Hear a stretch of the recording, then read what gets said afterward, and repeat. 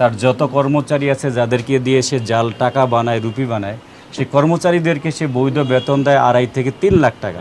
আমি কোরবানি ঈদের প্রস্তুতি নিয়েছিলাম যে আমি 1.5 থেকে 2 কোটি টাকা বাজারজাত করব। আমি বাজারজাত করার আগেই আমি অ্যারেস্ট হয়ে গেছি। এটা দেখতে পারবেন আমার কাছে রেডি আছে। কারণ বাধ্যতামূলক আমাদের আবার এই কাজে লিপ্ত হতে হয়।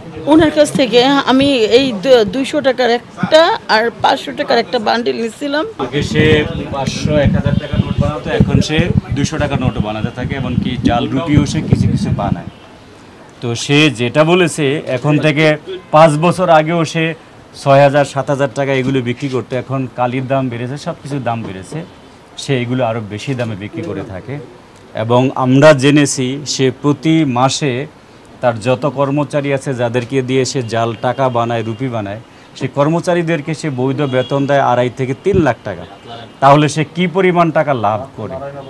সে এইখানে আমরা তারই এক মহিলাকে গ্রেপ্তার করেছি। সে কয়দিন আগে 10 দিন আগে তার কাছ থেকে 50 লাখ টাকা 50টা বান্ডেল নিয়ে আসে বিভিন্ন মানে। তার মানে সে অনেক বড় ভলিউমে এই কাজগুলো করে থাকে ঢাকা এবং ঢাকার বাইরে।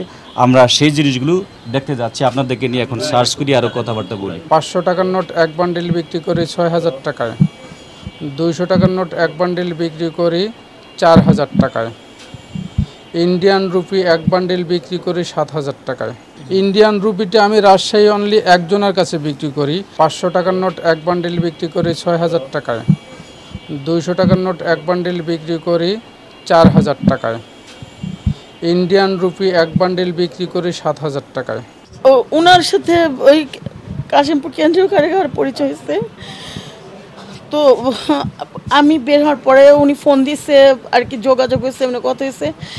এবার ওনার কাছ থেকে গতকাল আমি কিনতে আসছিলাম, তখন নেওয়ার আগে আর ওই পপুলার ডায়াগনস্টিকের নিচে আমি ছিলাম, উনি আসছে, প্রশাসনের সাথে আসছে। ওনার কাছ থেকে আমি এই 200 টাকার একটা আর 500 টাকার একটা বান্ডিল নিয়েছিলাম। নেওয়ার পরে আমি 7-8টা এমন চালাইছি। এরপরে আমার হাজব্যান্ড অ্যারেস্ট হয়েছে, বাসায় পুলিশ আসছিল, ড্রয়ার থেকে নিয়ে গেছে ওইগুলা। তখন আমার হাজব্যান্ড আমার কথা বলে নাই, কিছু বলে নাই, ওইটা আমার হাজব্যান্ড মামলা দিয়ে দিচ্ছে। কাশীপুর কেন্দ্রীয় কারাগারে গেছিলাম। আমার হাজব্যান্ড তখনও ভিতরে ছিল। মূলত আমি এই ব্যবসা করতাম না, যে আইস আর আমার কাছে পাইছে। তা আমার হাজব্যান্ড আমাকে টাকা রিসিভ করতে বলতো, তো আর আমারে বলছিল যে একটা লোক এসে প্যাকেট দিয়ে যাবে, ওনারে দিয়ে যেতে।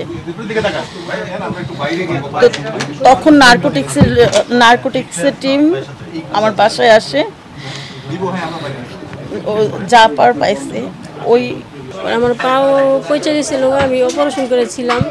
পরে আজকে 1 মাস ধরে আমি আর কি আলাদা বাসা নিয়ে কাজ করতাম।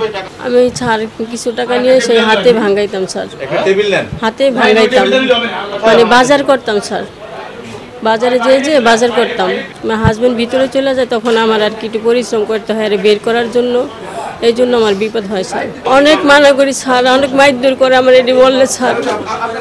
3টা বাচ্চা হলে কী করুন স্যার, ডায়াবেটিস, মেরুদণ্ডের সমস্যা, আবার কিডনির সমস্যা স্যার। এই জন্য স্যার আর কি যাই নালে যাইতাম না স্যার।